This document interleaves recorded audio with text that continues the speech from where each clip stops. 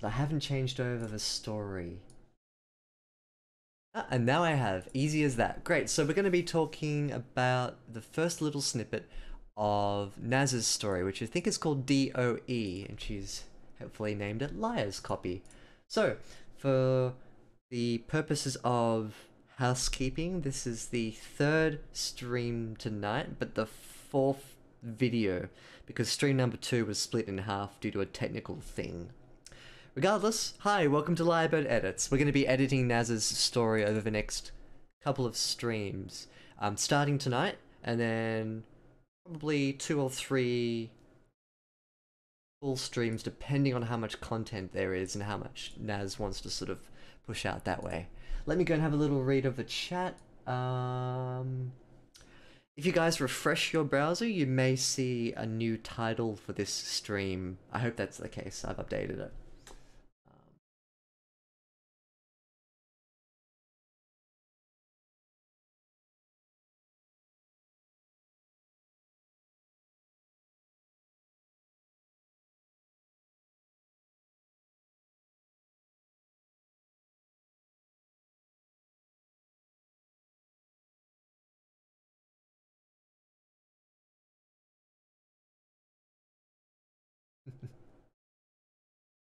I'm also going to echo Solar Starlord's question. Oh yeah, so DOE stands for Demons of Eden.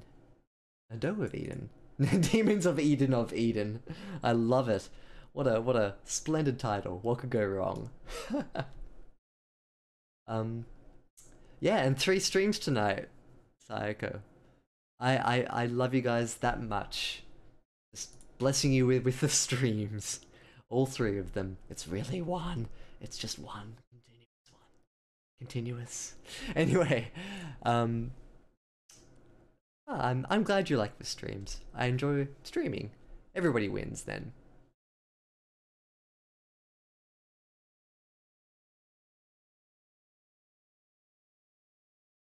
As this is sorry, this isn't something that you've written before and shown me, is it? Is this a new...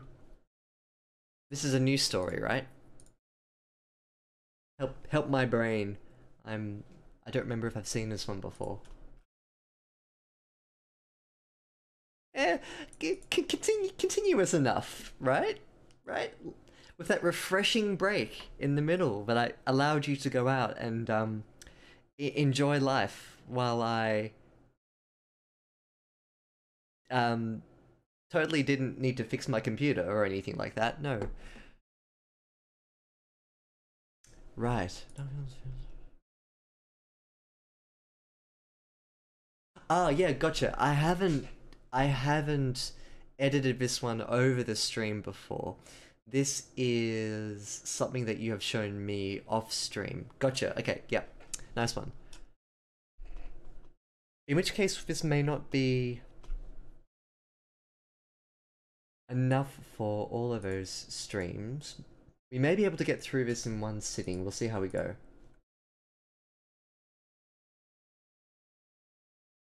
That's right, it's the prologue. Gotcha. I'm up to speed now. I'm up to speed.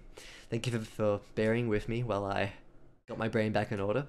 So, oh, and chapter 4 after this. Very good, very good. Yeah, I was wondering, the kind of content that you were wanting me to edit, but that makes sense now. So, guys, this is the prologue for, the Demon of Eden, which we dealt with a couple of weeks back. It's the story of the couple who lost in the woods. They stumble upon a town with that slightly creepy, slightly sinister doctor. And so this is the prologue that we're going to be dealing with.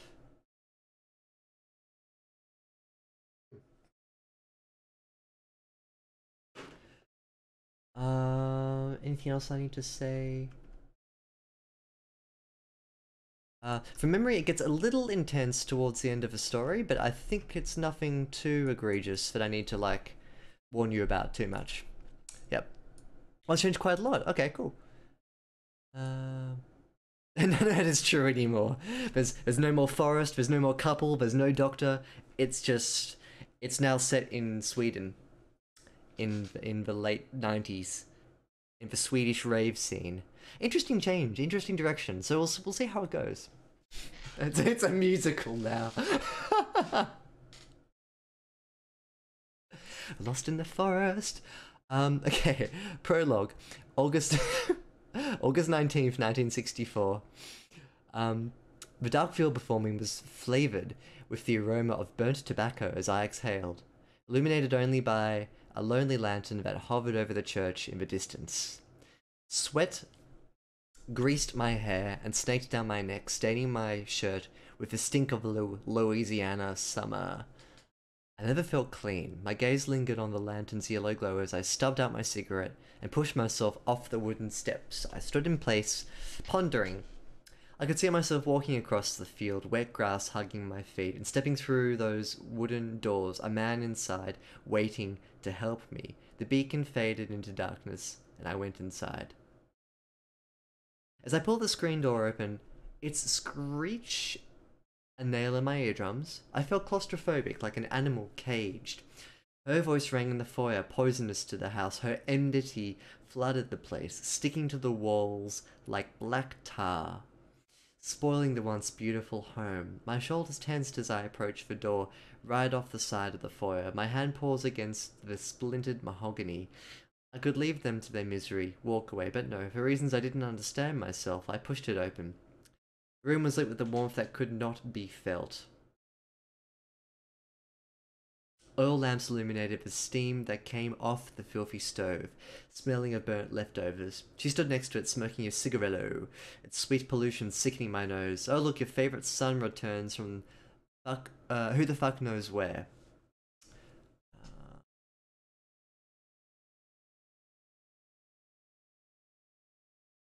Hmm.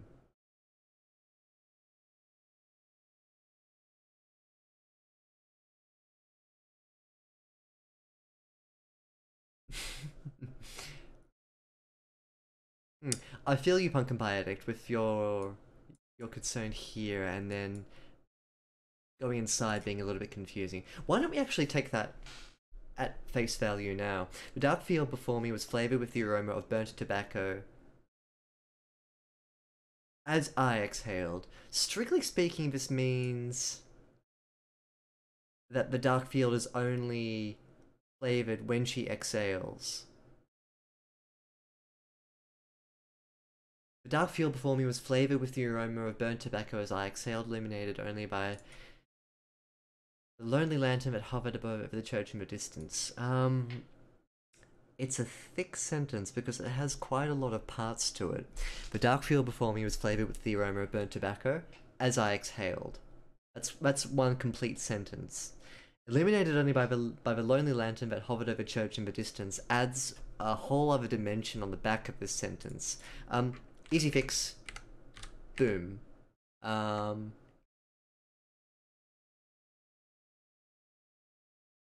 think you put in the distance at the end, to the front here.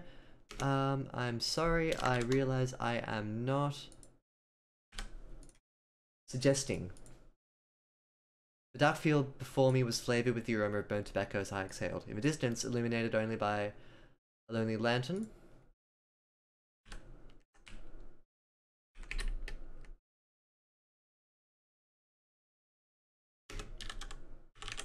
Just brooded. The church, grown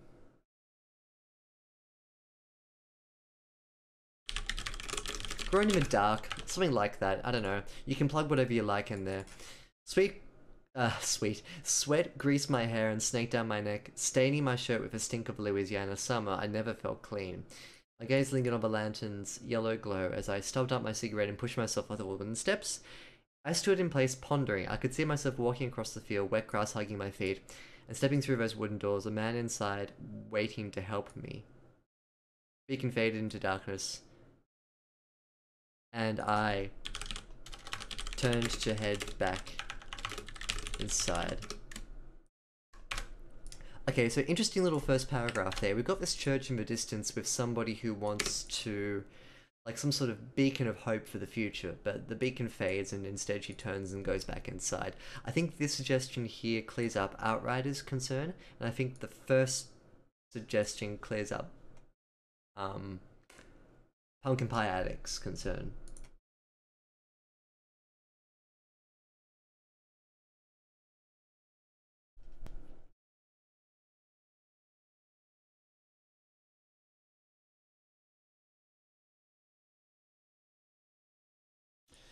Pumpkin Pie Addict suggests, I exhaled. Sorry, my feed is jumping. I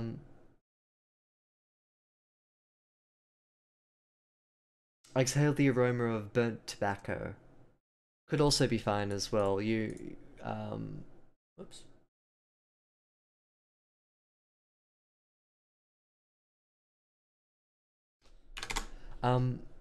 Either one is fine for the opener. I don't really mind which one goes where. But it's your choice, Naz. If you want to have him exhale, and have that infuse the aroma of the scene. Oh great. I've lost all the chat between here. Sorry. That's annoying. If somebody's got a log of a chat, just copy paste it again, please. That's annoying. I'm sorry.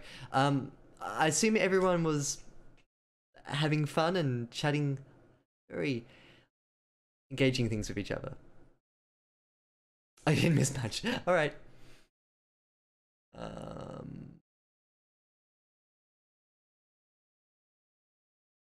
Adverbally.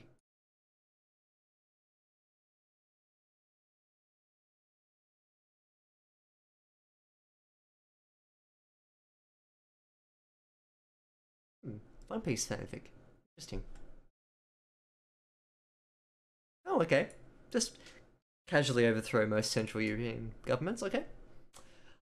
Cool. Oh, I love how it was contained within what must have been like five different posts. Very concise plan. As I pulled the screen door open, it screeched a nail in my eardrum. I felt claustrophobic like an animal cage. I'd hyphenate this. Well, not really hyphen, I think they're M dashes. As I pulled the screen door open, it screeched a nail in my eardrum. I felt claustrophobic like a caged animal. Or like an animal cage. Her voice rang in the foyer, poisonous to the house. Her enmity flooded the place, sticking to the walls like black tar, spoiling the once beautiful home. I think we need a simple, stupid sentence like this. I could hear it. Her voice.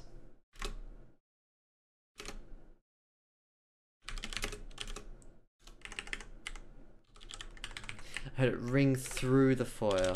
Like, stagger the introduction to something important. I think without this in this, which are two very, very basic sentences here that I just plonked in, so you feel free to change them. But without this buffer between an animal caged and I heard it ringing, or I heard it ring through the foyer, it's too quick. And the impact of her voice doesn't have as much weight to it. Do something like this, and her voice becomes the central theme of the paragraph.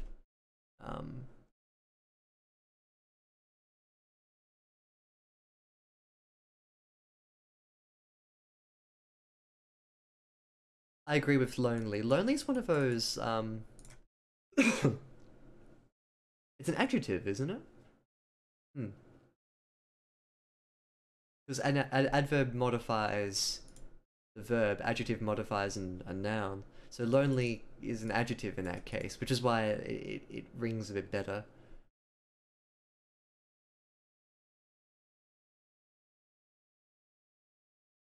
Yeah, Pumpkin Biotic says, I drop as I pulled and just put I pulled. That would require the sentence to be reconfigured, so I'll let Naz decide that if she wants to. You can replace with a vanilla I pulled the screen door open, and then change the resulting sentence. Yeah, because you need to make sure that the tail end of that sentence is is the same.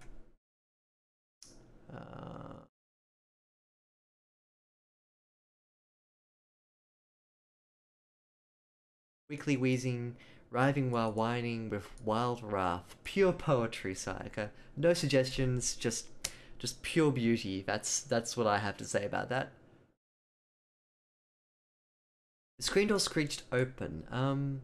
Yeah, actually, it's not a bad suggestion. You could personify it. Alliteration station. Um,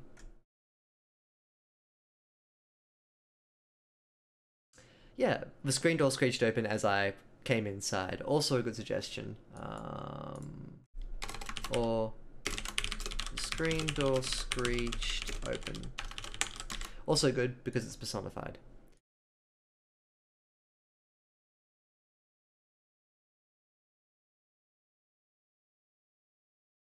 I think Pumpkin Piatic's on the money here to try and be as active as possible within the story itself. Alright, let's push on.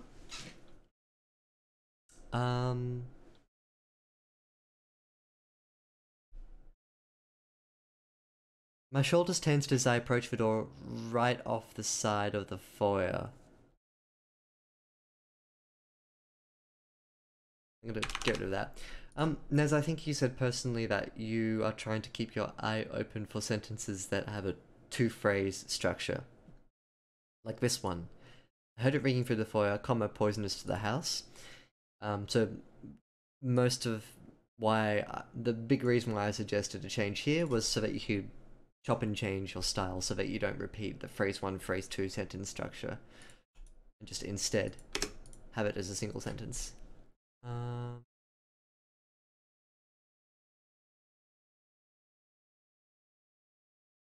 Hmm.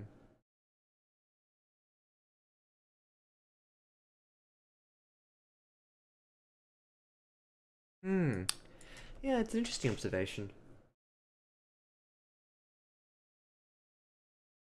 Interesting sort of baggage you've pushed, or that you've brought along with you with your like an automatic implication for as I pulled. I never thought of that. That's interesting. My hand paused against the splintered mahogany is maybe a little too purple. I don't I don't love it, but I can't really tell you to get rid of it. Have a think if you think it's really necessary for us to know that it's splintered mahogany. I could leave him to their misery, walk away, but no, for reasons I didn't understand myself, I pushed it open.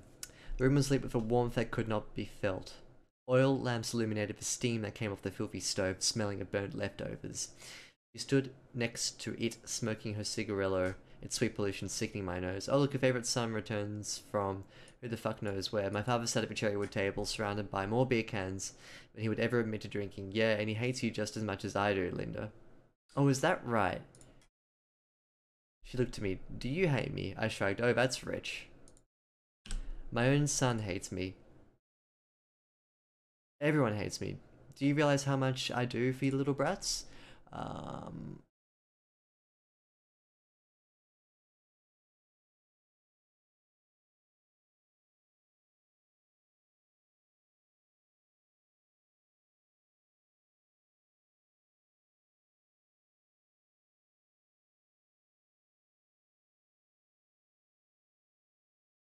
Yep, same line, same person.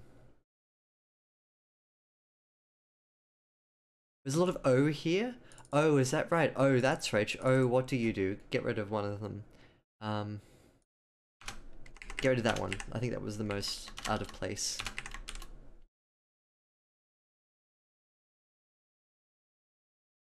Yeah, actually get rid of both of them. Um, italicize that do. Screw the milkman and... Oh, actually don't italicize it. Screw the milkman and his brother, real service to the family right there. My mother turned away, busying herself with a pot that didn't need stirring. Um, get fucking bent, Frank. Um...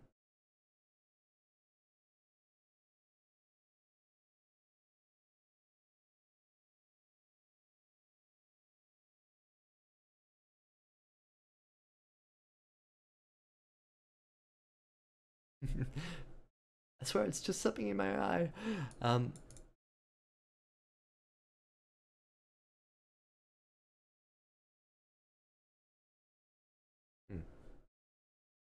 My mother turned away, busying herself with a pot that didn't need stirring. I fucking get fucking bent, Frank. You're the one who drained all our money with that seasoned drinking habit of yours. My father reached over and stole the cigarettes out of my back pocket, pulling one out and lighting it. Yeah, well, at least my habit doesn't get our son shamed at school. She craned her neck back towards us. What the fuck are you talking about? She looked at me again. What is he talking about? Apparently some kid found his way into bed with you and decided to tell...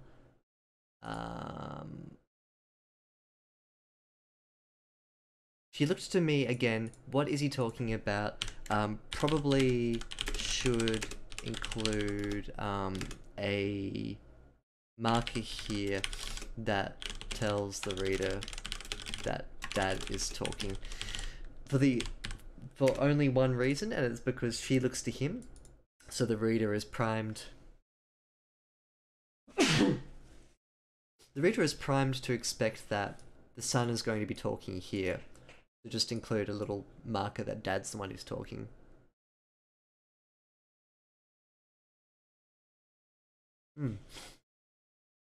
Rainbow suggests that this might be a little too convenient for pushing the story forward. It's a little too expository. I'd second that.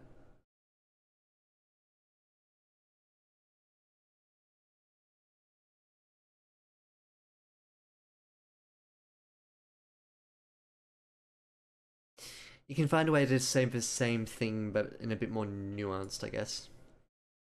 Reboot the robot. I now come with real human-like sneezing to give the illusion that I'm immortal. That I am a mortal. Cool. Good to hear, Naz. I think that's a good place to try it out.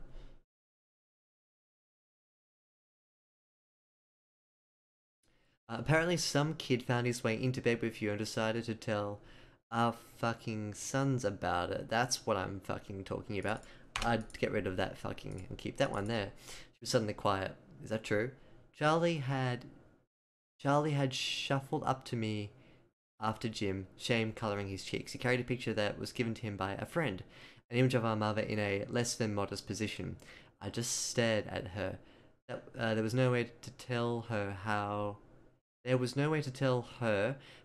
made my blood boil. She wouldn't care if I did. I think this is a bit choppy here. I'm not sure who's talking or if Charlie is a boy or a girl. So with this sentence, in fact, this whole section here, I think you need to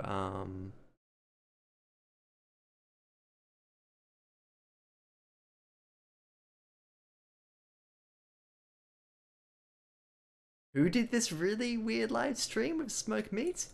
That sounds like a really weird live stream. Oh, sorry, this is Smoked Meats up here.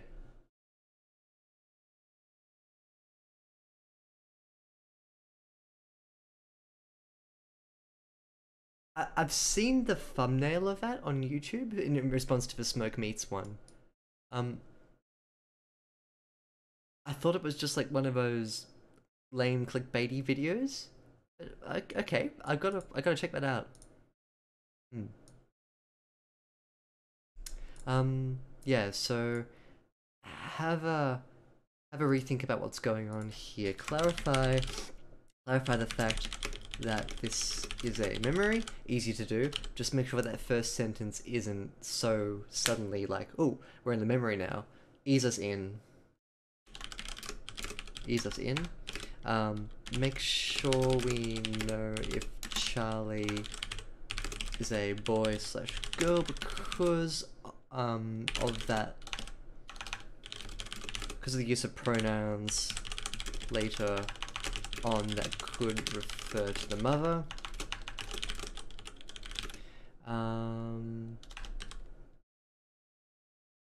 Naz, is this taking place of the scene that was in your previous version that ended off? Yeah. Does this take place of the sex scene that was originally here? Um.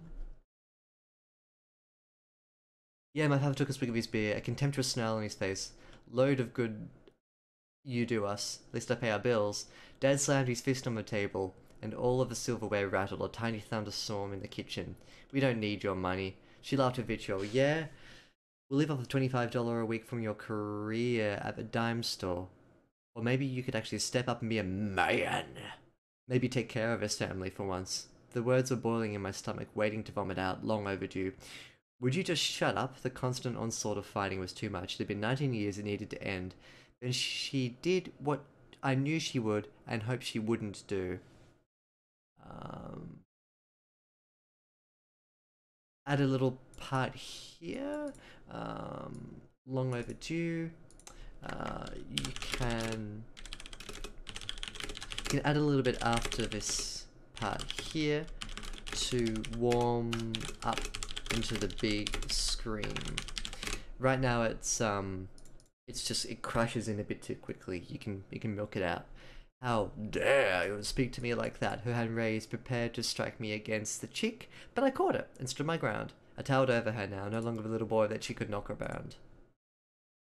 How about you sit down? I pushed her into a chair, but she quickly stood again, brandishing the butter plate she plucked from the table and brought it down over my head. 1,000 little shards soared across the room onto the counters and the floor. Hot blood hurried down my forehead. My jaw tightened. What the fuck is your problem? I pushed her into the counter. She pushed back. My hands found hair, and I whipped her to the ground, the impact cracking the wood beneath. I could hear the breath escape her chest and the nasty crunch of a rib. I climbed on top of her, and without thinking, my fingers pressed into her throat, my nails breaking into her skin, red running down onto the floor. I sank deeper, my entire body bearing its weight into her, until I felt a bone snap out of place under my thumbs. I watched as the color drained from her silent, screaming face and eventually released when I felt her go slack. I stood, feeling the heat of the blood drying on my skin. I looked to my father, who uttered not a word in defense of her. I slid across the floor and backed into the fridge. I wanted to feel bad, guilt, but I didn't. I felt nothing but the sack of meat that lay before me. I felt nothing for the sack of meat that laid in front of me. My father stared me down, breathing heavy. You want some coffee? I agree with Sarah Taylor over here, that the transition from this little violence here to this major violence here is quite in depth here. Um,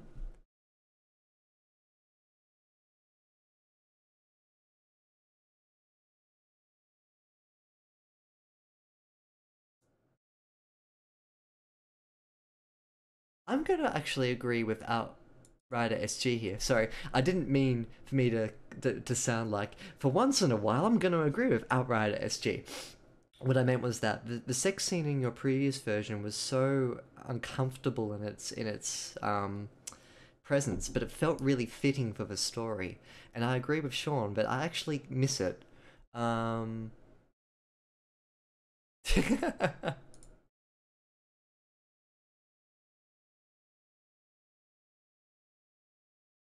don't throw her. Oh, you asked Sarah. Okay, yeah. So you make your own notes. Hi, Sarah. Hi. I'm yeah. I didn't make that connection until now. I probably should have before. Yeah.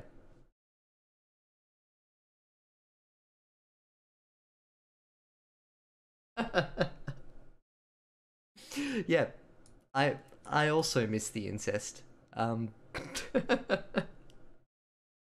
should really shouldn't laugh at that. Um, what does this prologue do better? This at the start, I like. I actually really liked how you conveyed everything without dialogue the last time. I sort of feel like the story was a lot stronger when it was just implications and little bits and pieces of their lives, like the guy walking back into the house, seeing his dad passed out at the kitchen table, watching her mum watch the Brady Bunch, um, and then having her move upstairs, the main character coming in to actually witness the scene of incest, which then results in this scene of violence here. I actually prefer the last prologue. And I think I do. Um, it's not the case that it was better written and the quality of writing was different last time. I think you've written this one better in terms of its sense of place, um, and maybe just the way you've contrived the events maybe a little better here. But I miss the quiet subtlety of having your main character move through without any dialogue and have the story unfold through everything that was just taking place in the house. Wake up, shit.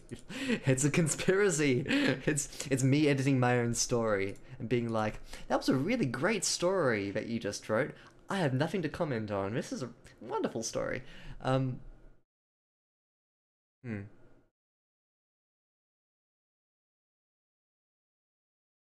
Yeah, okay. Yeah, I think that's probably a good call, Naz, if you wanted to do that. One thing I'll suggest from this here as well, um,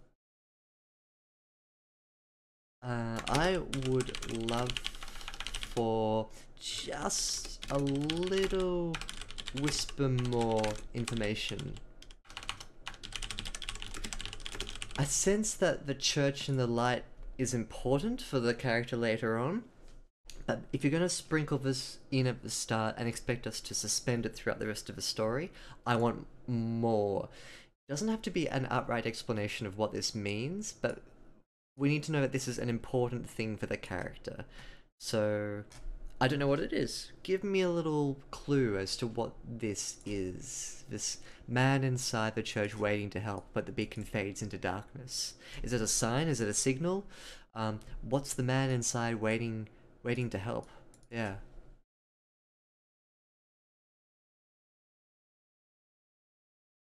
Hmm. I think I agree, Naz.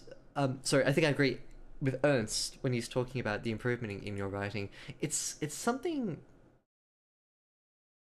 like I wouldn't call it like a colossal step up, um, in terms of like your writing was here before and now it's all the way up here. But there's something in how you construct your sentences that I think is more fluid. It reads a lot smoother, especially this first paragraph, um, and even the second as well. And then we've got the dialogue chunk here. And I think these two, yeah, are nice. If you can keep that sense within the structure of your old story.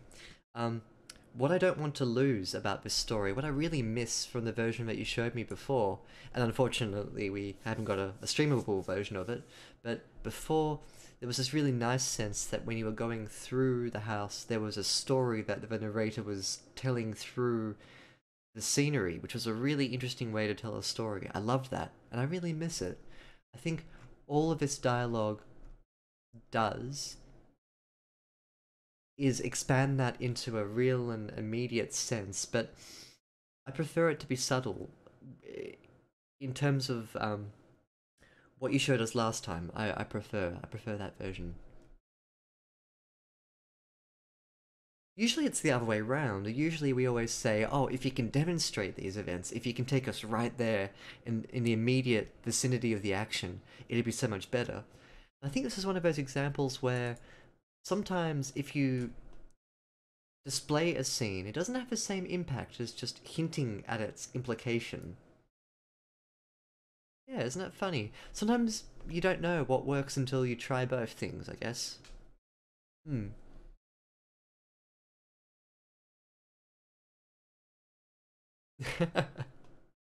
Hmm. Okay, greater sense of place, yeah. Oh, okay, you've still got the. Oh yeah, nice. And actually, sorry, I think I have a copy of it too. Yeah. Um, if you want, put it into the Discord and people can see it there. I won't stream it. Um, but plop it into Discord and people maybe can make up their own minds about it as well. So for those of us, yeah, for those of you guys who haven't read Naz's older version, if she'd be willing, she might want to put it into the Discord, and you can judge for yourself whether you want If you prefer, I just heard it being posted. Whether you want to see this version or the older version, which one is better? More effective, I think, is what I was going for then. Yep.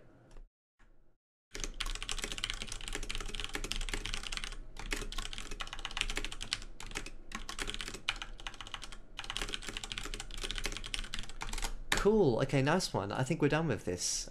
Next stream we'll be dealing with Demons of Eden, Chapter 4. Yes, very good.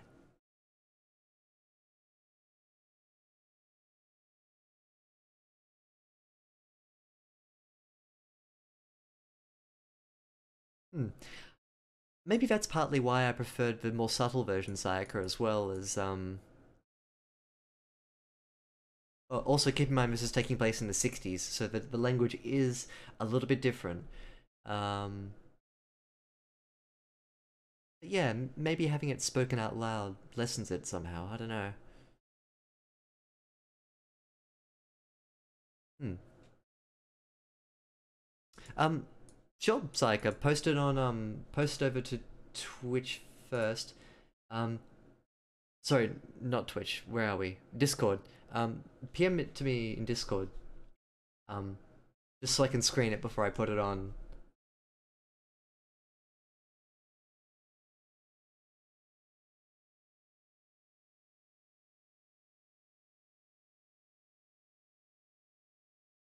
Do you want me to put this over onto the main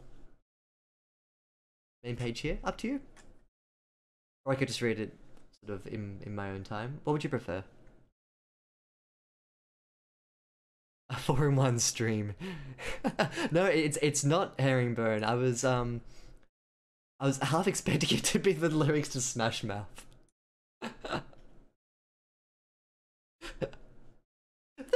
That's an outright lie, Sai. Okay, you would 100% do that to me. I was kind of trying to preempt it then because I thought you were gonna troll me. So I was actually pleasantly surprised to see a story. Now, I won't stop and restart the stream again. This is oh, I can't comment. I can read it out loud. Monkey Boy and his motley skeleton crew, part 1, the prologue. A happy brave pirate kid hurriedly and quickly, dashingly leaped for the ropes, or so he would have, had he been awake, but alas, asleep he had been. Luffy slippingly flopped out of the lovingly comfortable, floaty dream, with which consumed his painfully strained brain. He was ready to begin the day. He was full of energy and beans and all that good stuff. Suddenly, a sword smashingly, shatteringly crashed through the door swingingly swung wide, and out confidently emerged Sakazuki, Luffy's worst nemesis. At that moment, he has a lot of them actually. In his castle, ready for battle, sick of hassle, Luffy grappled for the evil big bad guy, grabbing his plump, juicy 3-inch long by 6-inch wide, scruffy protruding chin. I'm glad that was a chin and not something else. A clash of swords shone beneath it. This is beautiful. This is art. A clash of swords shone beneath the light of the overbearing sun, pouring in from the castle's skylight, making the sprightly fighting men with bright white light on the right. Before long, a clear winner emerged. Luffy had massively, crushingly hung his foe with his low blow move, launching his foot hard into Sakazuki's precious jewels. Weakly wheezing, writhing while whining, with wild wrath, Sakazuki collapsed against the warm wooden walkway of the miniature ship within the castle, within the sunken ruins, within the fishbowl that they were both inside. It was at that moment that Luffy realized he was still dreaming and woke up for real.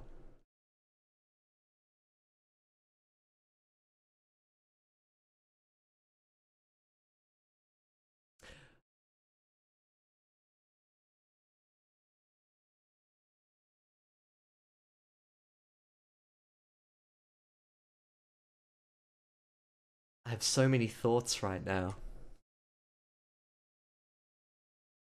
Just it's perfection. Perfection. I can't suggest anything. There's nothing that I can suggest you change. It's all it's just it's art. I feel like we've been graced with something beautiful tonight. Yeah, 100%. I think you should continue at Real Psych. I think this is a start of something really beautiful. Just the sentence with everything was W. Putting two adverbs back to back. That's genius. You don't see people do that. That's genius. I like bright white light on the right. That was very clever actually.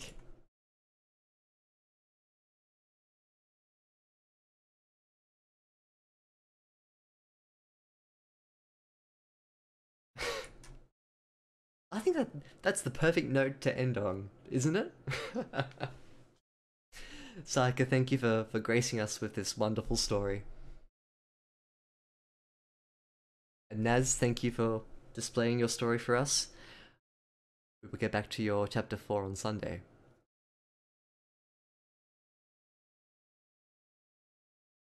Wonderful. Okay, I'm gonna call it quits for tonight. Thanks guys for joining me. We'll catch you all on Sunday. But keep chatting in Discord. Give us your opinion on Naz's story. Which one you prefer? Yeah, I think there's actually something nice about just purposefully breaking the rules and getting people on board with how rule breaky it is. Yeah. Alrighty, good stuff. Thanks, guys. We'll catch you on Sunday, okay? Good. Have a good night.